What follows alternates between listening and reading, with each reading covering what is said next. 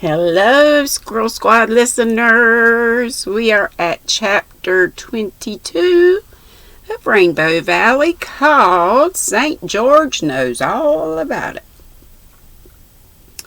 At midnight, Ellen West was walking home from the Pollock, Pollock, silver wedding. She had stayed a little while after the other guests had gone to help the gray-haired bride wash the dishes.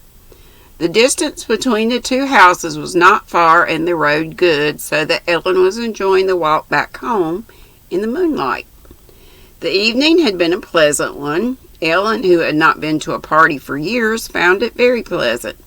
All the guests had been members of her old set, and there was no intrusive youth to spoil the flavor, for the only son of the bride and groom was far away at college and could not be present. Norman Douglas had been there, and they had met socially for the first time in years, though she had seen him once or twice in church that winter. That's who I'm thinking she's going to hook up with.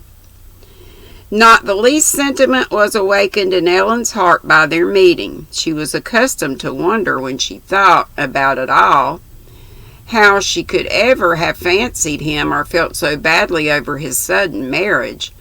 But she had rather liked meeting him again. She had forgotten how bracing and stimulating he could be. No gathering was ever stagnant when Norman Douglas was present. Everyone had been surprised when Norman came. It was well known he never went anywhere. The Pollocks had invited him because he had been one of the original guests, but they never thought he would come. He had taken his second cousin, Amy Annetta Douglas, out to supper and seemed rather attentive to her. But Ellen sat across the table from him and had a spirited argument with him, an argument during which all his shouting and banter could not fluster her, and in which she came off best, flooring Norman so composedly and so completely that he was silent for 10 minutes.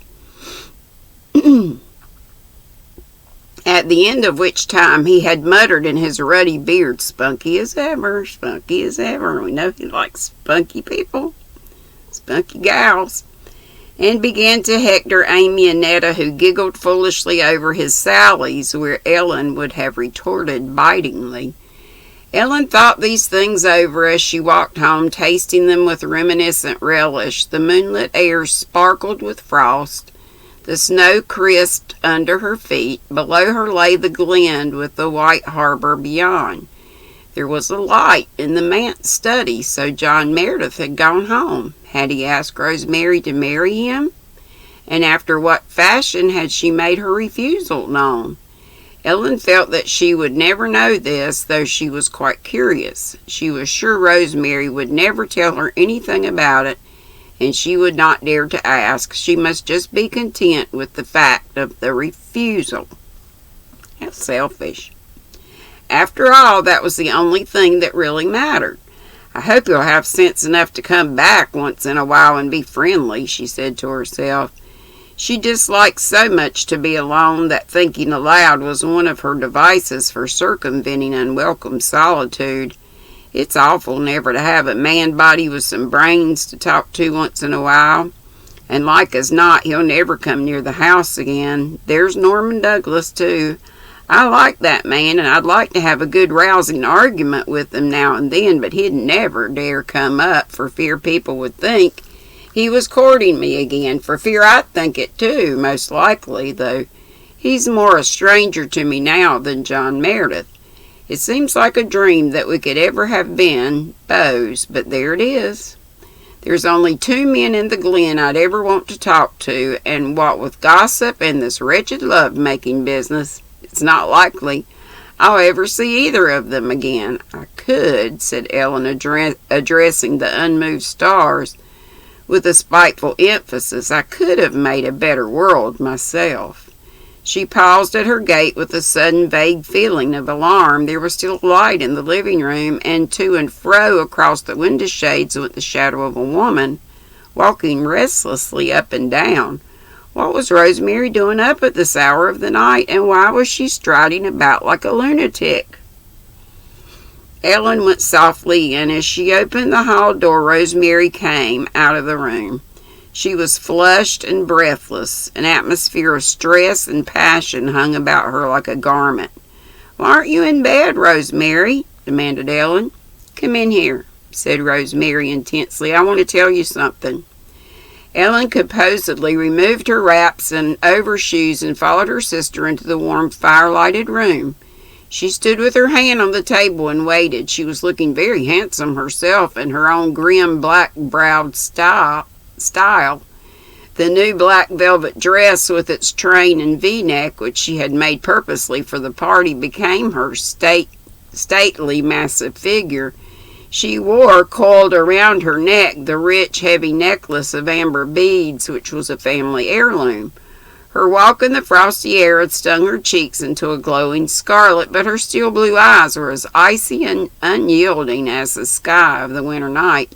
She stood waiting in a silence which Rosemary could break only by a convulsive effort.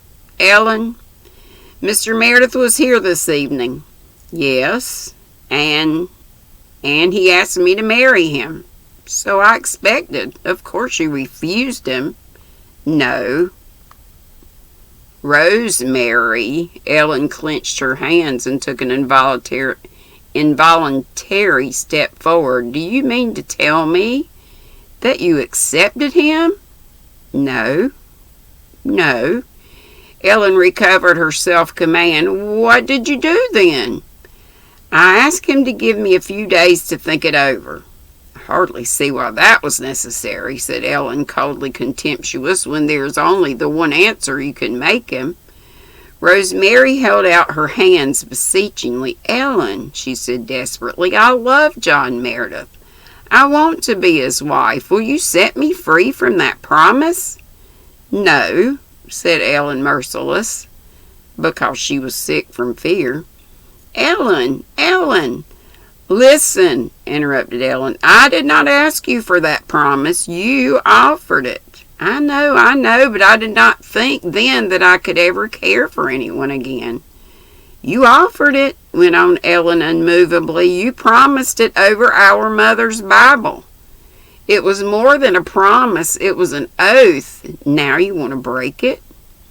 "I only ask you to set me free from it, Ellen." "I will not do it. A promise is a promise in my eyes. I will not do it." "Break your promise? Be forsworn if you will, but it shall not be with any assent of mine." "You're very hard on me, Ellen." "Hard on you? And what of me? Have you ever given a thought to what my loneliness would be here if you left me? I could not bear it. I would go crazy. I cannot live alone. Haven't I been a good sister to you? Have I ever opposed any wish of yours? Haven't I indulged you in everything?" Yes. "Then why do you want to leave me for this man whom you hadn't seen a year ago?" "I love him, Ellen." "Love? You talk like a schoolmiss instead of a middle-aged woman. He doesn't love you. He wants a housekeeper and a governess. You don't love him. You want to be a Mrs. You're one of those weak-minded women who think it's a disgrace to be ranked as an old maid. That's all there is to it." Rosemary quivered. Ellen could not or would not understand. There was no use arguing with her. "So you won't release me, Ellen?" "No, I won't, and I won't talk of it again." "You promised, and you've got to keep your word, that's all. Go to bed. Look at the time. You're all romantic and worked up. Tomorrow you'll be more sensible. At any rate, don't let me hear any more of this nonsense. Go." Rosemary went without another word, pale and spiritless. Ellen walked stormily about the room for a few minutes, then paused before the chair where St. George had been calmly sleeping through the whole evening.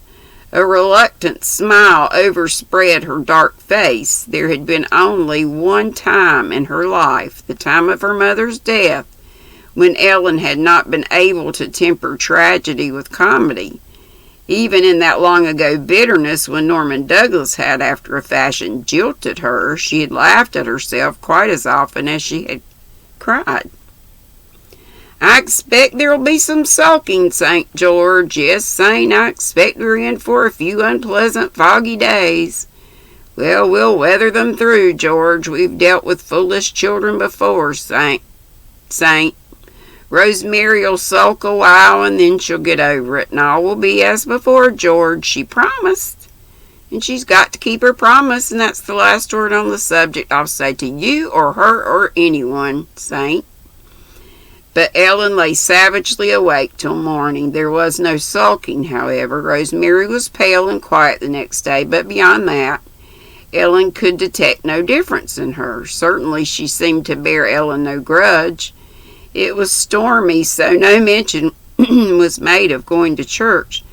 In the afternoon, Rosemary shut herself in her room and wrote a note to John Meredith. She could not trust herself to say no in person. She felt quite sure that if he suspected she was saying no reluctantly, he would not take no for an answer, and she could not face pleading nor entreaty. She must make him think she cared nothing at all for him, and she could do that only by letter. She wrote him the stiffest, coolest little refusal imaginable. It was barely courteous. It certainly left no loophole of hope for the boldest lover, and John Meredith was anything but that. He shrank into himself, hurt and mortified, when he read Rosemary's letter next day in his dusty study. But under his mortification, a dreadful realization presently made itself felt. He had thought he did not love Rosemary as deeply as he had loved Cecilia. Now, when he had lost her, he knew that he did. She was everything to him, everything, and he must put her out of his life completely. Even friendship was impossible now. Life stretched before him in intolerable dreariness. He must go on, there with his work, his children, but the heart had gone out of him. He sat alone all that evening in his dark, cold, comfortless study with his head bowed on his hands. Up on the hill, Rosemary had a headache and went early to bed, while Ellen remarked to St. George, purring his disdain of foolish humankind, who did not know that a soft cushion was the only thing that really mattered. What would women do if headaches had never been invented, St. George? But never mind, Saint. We'll just wink the other eye for a few weeks. I admit I don't feel comfortable myself, George. I feel as if I had drowned a kitten. But she promised, Saint, and she was the one to offer it, George. Bismillah. Bismillah. And that's it. And so tomorrow we'll be on chapter 23 called The Good Conduct Club. See ya shortly. It is 2:30 bells. 30 after the bell of 2. The bells of 2. And I'll see ya with my Valentine and flat hooks. Can you see? It's like olive oil when she turns. 6 of them. And kind of what I've been up to, which isn't much. Well, it has been, but it's like nothing's come of anything. I have re-knit that doggone hat that would fit the Jolly Green Giant. It's like I've never knit hats before. Like when I was trying to knit hats for Crystal. This is my 3rd time. If it doesn't fit me this time, it'll go to somebody. Love y'all. See you soon. Live at 5. Gotta make my tea. Be sweet. Don't be ugly. Bye-bye.